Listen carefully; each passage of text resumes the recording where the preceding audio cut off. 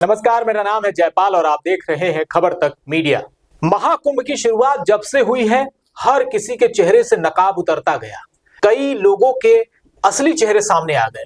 सरकार के तो आए ही, अधिकारियों के भी आए, जनता के भी आ गए, और जो कुंभ में नहाने गया या जिन्होंने बिल्कुल भक्ति का चोला ओढ़कर खुद को सनातनी बनने का प्रयास दिखाया, उनके भी चेहरे से उनके नकाब उतर गए।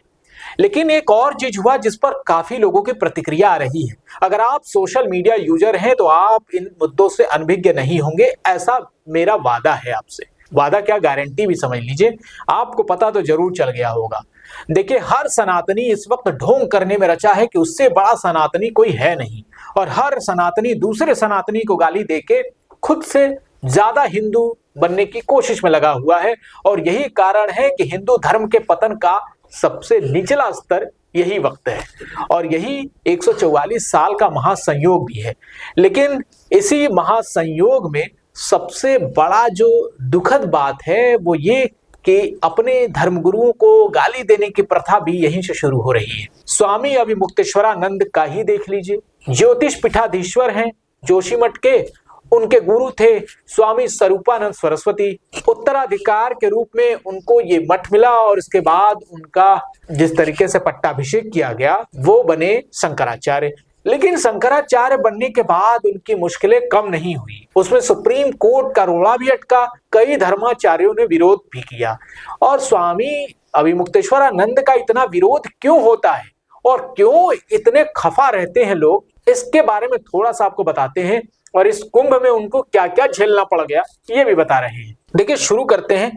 स्वामी अभिमुक्तेश्वरानंद कई मुद्दों पर मुखर होकर बोलते हैं। उन पर कांग्रेसी होने का आरोप भी लगता है, उनके गुरु पर भी लगा था, और उन्होंने दे चमाटा एक मार भी दिया था एक भक्त को। जैसे ही कि कोई राजनीतिक सवाल पूछा गया तो इनके गुरु स्वामी स्वरूपानंद सरस्वती ने 2 झापड़ लगाया था एक रिपोर्टर को। उसके बाद ये सुर्खियां बनी थी। लोगों ने ज्यादा बवाल इसलिए नहीं काटा क्योंकि इनको गुरु माना और काफी वरिष्ठ हैं, तो लोगों ने सम्मान किया कि भाई बाबाओं से बदतमीजी करोगे तो लपड़ खाना पड़ेगा। जैसे आपको कुंभ में दिख गया कि कोई चिमटा उठा के मार रहा है, कोई दौड़ा रहा है, कोई पीट रहा है, कोई गाली दे रहा है। इस तरह के अभद्र टाइप के व्यवहार बाबाओं के साथ होता रहता है, और लोग इसको ज्यादा सिर पे नहीं लेते।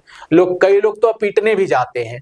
इसी वजह से बाबाओं का उग्र होना लगभग लोग जायज समझते हैं, और अगर छेड़खानी आप करेंगे तो लतियाने से भी नहीं हिचकते हैं। लेकिन स्वरूपानंद सरस्वती की ये शिष्य इतने चर्चा में क्यों आ गए? एक शारदा पीठ के भी हैं, उनका सदानंद सरस्वती, उनके बारे में तो कोई टीका टिप्पणी नहीं होती क्योंकि वो राजनीतिक कमेंट कभी करते भी नहीं है। लेकिन जो अभिमुक्तेश्वरानंद है, इनको लोग कहते हैं कि इनको चुल्ल मची रहती है। हर राजनीतिक विषय पर ये कमेंट करना अपना धर्म समझते हैं, और यही कारण है कि ये चाहे बनारस में हो, चाहे जोशीमठ में हो, और चाहे देश के किसी भी हिस्से में हो, ये कुछ न कुछ ऐसा बयान करते हैं जिससे सुर्खियां बन जाती हैं। जैसे जोशीमठ में जब वो दरारें आई तो इन्होंने कहा कि चमत्कार कोई आकर सिद्ध कर दे और ये दरार बंद कर दे तब मैं मानूं। थोड़ा तार्किक बात करते हैं, वैज्ञानिक पक्ष ज्यादा रखते हैं, इसी वजह से इनकी आलोचनाएं ज्यादा होती हैं। अब यही कारण था कि कुंभ में जब भगदड़ हुई तो मौनी अमावस्या के वक्त साधु संतों ने, अखाड़ों ने यह ऐलान कर दिया कि वो कुंभ स्नान नहीं करेंगे। सबने मान लिया कि इस घटना के बाद कोई कुंभ स्नान नहीं जाएगा करने, और उस अमृत स्नान से लगभग ये माना गया कि अब सारे साधु संत वंचित हो जाएंगे। लेकिन 10:30 बजे सुबह का वक्त होगा 29 जनवरी की बात यह है। उस वक्त मुख्यमंत्री की तरफ से कई बयान और किसी तरह के संपर्क साधने की कोशिश भी अखाड़ों से होती है, और तब जाके फिर ये निर्णय बदल लिया जाता है और सभी अखाड़े लगभग 11 से 12 बजे के आसपास स्नान के लिए निकलते हैं। उसी समय अभिमुक्तेश्वरानंद और शारदा पीठ के शंकराचार्य हैं, सदानंद सरस्वती, और श्रृंगेरी मठ के शंकराचार्य हैं, वो तीनों शंकराचार्य एक साथ नाव पर सवार होकर संगम में जाकर डुबकी लगाते हैं। ये हो गई बात यहां तक क्लियर। इसके बाद जैसे ही मीडिया उन पर सवालों की बौछार करता है, तब तक स्वामी अभिमुक्तेश्वरानंद सवाल उठा देते हैं। ये तकरीबन शाम का वक्त रहा होगा जब मीडिया में आकर प्रशासन ये स्वीकार कर लेता है कि 30 लोग मारे गए हैं और 60 से ज्यादा लोग घायल हैं जिनका इलाज चल रहा है। बस ये बयान आया ही कि तब तक तो हलचल और मचनी शुरू हो गई। इसके बाद स्वामी अभिमुक्तेश्वरानंद ने कहा कि ये आदमी झूठा है और इसको कुर्सी पर बने रहने का कोई अधिकार नहीं है। कुंभ रहते रहते इसको इस्तीफा दे देना चाहिए। किसके ऊपर कहा? ये योगी आदित्यनाथ यानी सूबे के मुखिया के खिलाफ कहा। हम तो कहते हैं कि ऐसे मुख्यमंत्री को कुंभ पर्व रहते रहते इस्तीफा दे देना चाहिए। ये नहीं है पद के काबिल, ये जनता से झूठ बोलता है। और जैसे ही मुखिया के खिलाफ इतनी सी बात उठी, इसके बाद मुखिया के जितने चाटुकार हैं वो सब बौखला गए और स्वामी अभिमुक्तेश्वरानंद को घेरने लग गए। उनको मुल्ला, उनको कठमुल्ला, उनको मुसलमान, उनको पता नहीं क्या क्या अभिमुक्तेश्वरानंद कहने लग गए और उनके ऊपर दाढ़ी लगाने लग गए। एआई का दुरुपयोग करके अभिमुक्तेश्वरानंद को खूब बदनाम किया और षड्यंत्राचार्य गद्दी छोड़ो नाम से ट्रेंड कराना शुरू कर दिया। लाखों लोगों ने उसमें प्रतिभाग लिया। ये प्रतिभाग प्रतियोगी परीक्षाओं के लिए नहीं था, ये धर्म बचाने के लिए नहीं था, बल्कि एक धर्म गुरु को बदनाम करने और इनके खिलाफ अनाप शनाप बकने वाले चाटुकारों का था।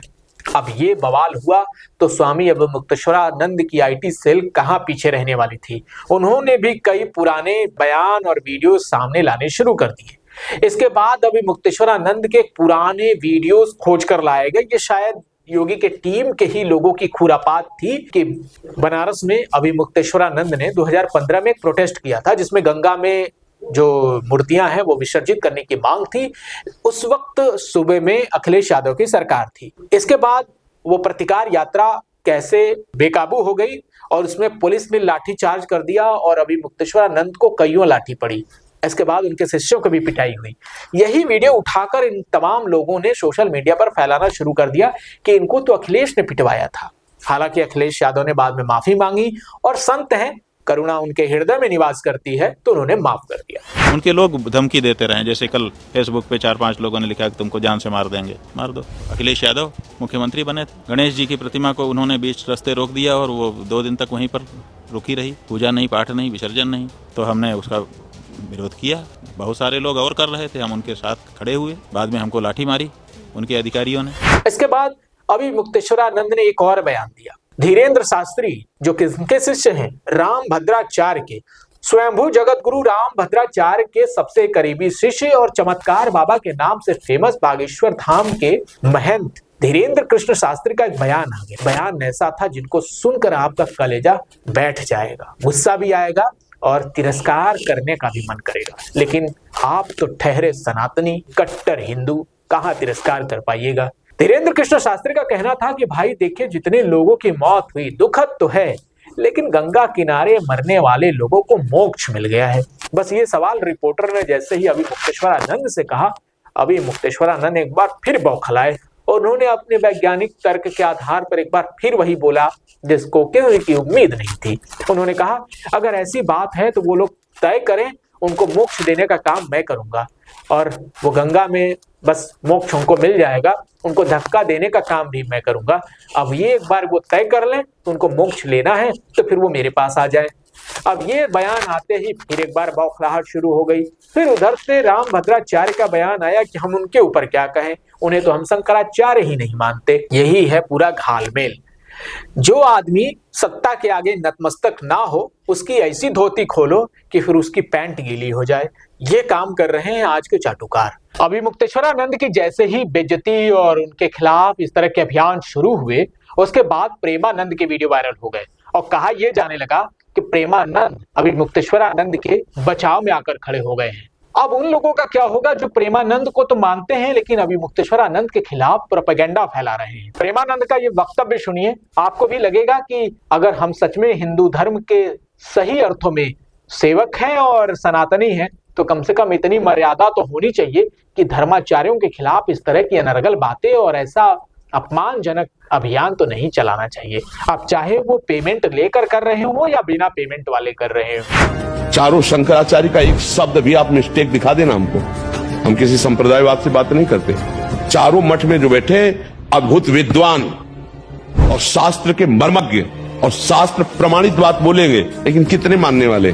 प्रेमानंद कहते हैं कि 4 पीठों का निर्माण हुआ 4 दिशाओं में और यह आदि गुरु शंकराचार्य ने किया और इस पीठ पर विराजमान होने वाला हर शख्स कभी भी धर्म से विमुक्त होकर बात नहीं करता। वो हमेशा धर्म संगत बात करता है, शास्त्र संगत बात करता है और शास्त्र के ऊपर एक भी बात नहीं बोलेगा। इसीलिए इनकी बातों को लेकर किसी भी तरीके का कोई उपहास नहीं उड़ाया जाना चाहिए, ऐसा प्रेमानंद कह रहे हैं। प्रेमानंद के हजारों लाखों भक्त हैं और उनके न सिर्फ आम भक्त हैं बल्कि उनके वीआईपी भक्त भी हैं। और प्रेमानंद एक ऐसे साधु के रूप में लोगों के सामने हैं जिनका हर कोई आदर करता है और हर शख्स, हर विचारधारा के लोग उनसे मिलने जाते हैं। वो आडंबर, पाखंड के खिलाफ चोट भी करते रहते हैं। अब आपकी क्या राय है, ये हमें जरूर बताइएगा कि प्रेमानंद क्यों खड़े हो गए अभिमुक्तेश्वरानंद के साथ, और इससे क्या अब अभिमुक्तेश्वरानंद को राहत मिलेगी, ये देखने वाली बात होगी।